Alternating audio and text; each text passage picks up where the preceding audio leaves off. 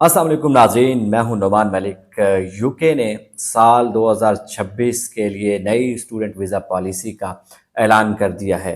कुछ बहुत अहम तब्दीलियां सामने आई हैं, जिनमें इंग्लिश टेस्ट, फ़ीस की रकम, डिपेंडेंट्स को लाने ना लाने के हवाले से फ़ैसला, स्टूडेंट वीज़ा की मुद्दत और इस तरह की दीगर जो मुतल्लका तफसीलात हैं उनके हवाले से ऐलान कर दिया गया है, जिनका हम तफसीली जायज़ा लेंगे इस वीडियो में। और साथ साथ इस अपडेट में उन लोगों के लिए एक अहम और अच्छी खबर है जिनके जो वीज़ाज़ हैं वो ख़त्म होने को हैं और वो डिपोर्टेशन के दहाने पे हैं। तो उनके लिए भी स्टूडेंट वीज़ा पॉलिसी, नई स्टूडेंट वीज़ा पॉलिसी में एक अहम और मुस्बित खबर है, जिसको अपना कर और स्टूडेंट वीज़ा में आकर वो डिपोर्टेशन से बच सकते हैं। तो ज़रा हम तफसीलात को देख लेते हैं। सबसे पहले तो हम बात कर लेते हैं जो सबसे बुनियादी शर्त है, वो आप सबको मालूम है, वो है इंग्लिश टेस्ट की। तो इंग्लिश टेस्ट जो स्टूडेंट वीज़ा के लिए यूके में एक बुनियादी और अहम और लाजमी शर्त है, तो उसके लिए इंग्लिश टेस्ट B2 लेवल का कर दिया गया है। इसे पास किए बगैर आप इस वीज़ा के अहल नहीं होते। एक बात तो क्लियर हो गई, यानी कि इंग्लिश टेस्ट के हवाले से जो कि B2 लेवल का है। दूसरी अहम चीज़ जो ये है कि वो स्टूडेंट वीज़ा में दो कैटेगरीज अब दे दी गई हैं। एक कैटेगरी है जो स्टूडेंट वीज़ा की मुद्दत के हवाले से है, वो है 9 माह की, और दूसरी जो कैटेगरी है वो है 9 माह से ज़ायद 5 साल तक की वीज़ा कैटेगरी।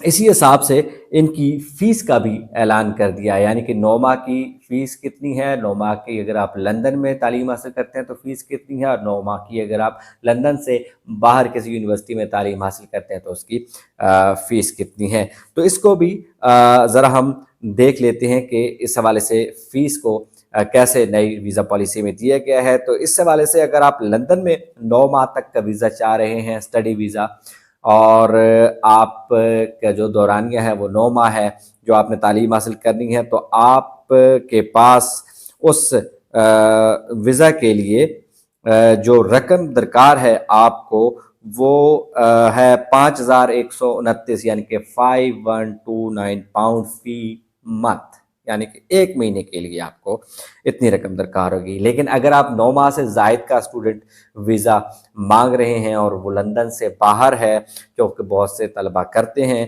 तो उसके लिए 5 साल तक का मैक्सिमम स्टूडेंट वीज़ा जो है वो इस पॉलिसी में अलाउ किया गया है। तो आपको फ़ी महीना 1,171 पाउंड अदा करने होंगे, यानी कि 1,171 पाउंड सिर्फ एक महीने के, और ये सिर्फ फ़ीस की मद में है। तो जब ये बात होती है तो बैंक स्टेटमेंट की बात भी होती है, क्योंकि अब आप अंदाज़ा लगाते हैं कि एक महीने का किराया कितना है, एक साल का कितना होगा और बाकी क्या सूरत हाल होगी। तो अब आते हैं बैंक स्टेटमेंट पर। तो ये वाज़ेह है कि आपको सालाना 1,171 रुपये एक मंथ के लिए अगर चाहिए, तो उसको आप 12 से ज़रब देंगे, उसको मल्टीप्लाई करेंगे, तो आपको जो सालाना फ़ीस है वो आपको हासिल हो जाएगी। इसमें आप ऐड करेंगे आपका जो माहाना खर्च है, और फिर जो आपकी जिसमें ट्रांसपोर्टेशन शामिल है, जिसमें आपकी यूटिलिटीज़ शामिल हैं, फिर आपकी रिहाइश शामिल है, उसको भी 12 से ज़रब देंगे, तो आपके पास एक्चुअल फाइनेंशियल बैंक जो बैंक स्टेटमेंट है उसका अमाउंट आ जाएगा, जो कि आपने शो करना है। लेकिन यहाँ एक बात बड़ी अहम है, वो ये है कि आपने इस बात का ख्याल रखना है कि वो बैंक स्टेटमेंट 28 दिन पुरानी होना बहुत ज़रूरी है, वरना आपका केस रिजेक्ट हो सकता है। अच्छा, एक और बात जिस पे बहुत ज़्यादा बात की जाती है वो डिपेंडेंट्स के हवाले से है। तो उसमें कोई तब्दीली नहीं आई है मेजर, लेकिन वही सख्ती बरकरार रही है कि आप डिपेंडेंट्स को साथ नहीं ला सकते स्टूडेंट वीज़ा पे, सिवाय एक शर्त के। वो शर्त ये है कि आप PhD के लिए आ रहे हो। ये फ़ैसला आपको पता है कि बहुत ज़्यादा बेज़ाब्तियाँ हुई थी, बहुत ज़्यादा गैर कानूनी लोग अंदर आ गए थे यूके में, तो उन्होंने ये फ़ैसला किया। बाकी कैटेगरीज़ में क्योंकि BS या आप MS लेवल की, इवन या वैसे मास्टर्स लेवल के जो लोग आते हैं, वो साथ डिपेंडेंट्स ला रहे थे, और फिर مسئلہ بنا تھا یوکے کے لیے، تو اب یہ فیصلہ برقرار ہے کہ صرف پی ایچ ڈی کے جو امیدوار ہیں اسٹوڈنٹ ویزا کے، وہ اپنے جو ڈپینڈنٹس ہیں ان کو اپنے ہمراہ لا سکتے ہیں، باقیوں کو اجازت ہرگز نہیں ہوگی۔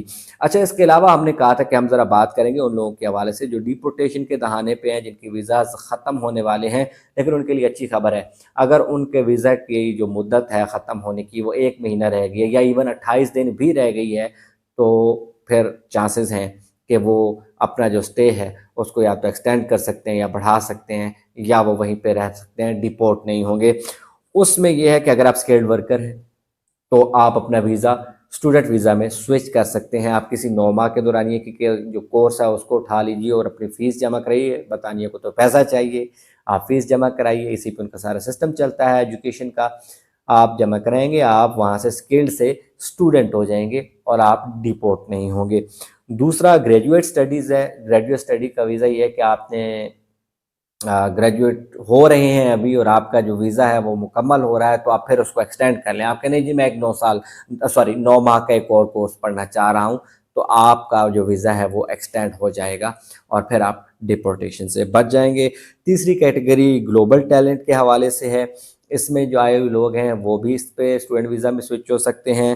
انوویٹر فاؤنڈر ویزا میں آئے ہوئے لوگ جو ہیں وہ بھی اس طرح سے سوئچ کر سکتے ہیں اسٹوڈنٹ ویزا میں۔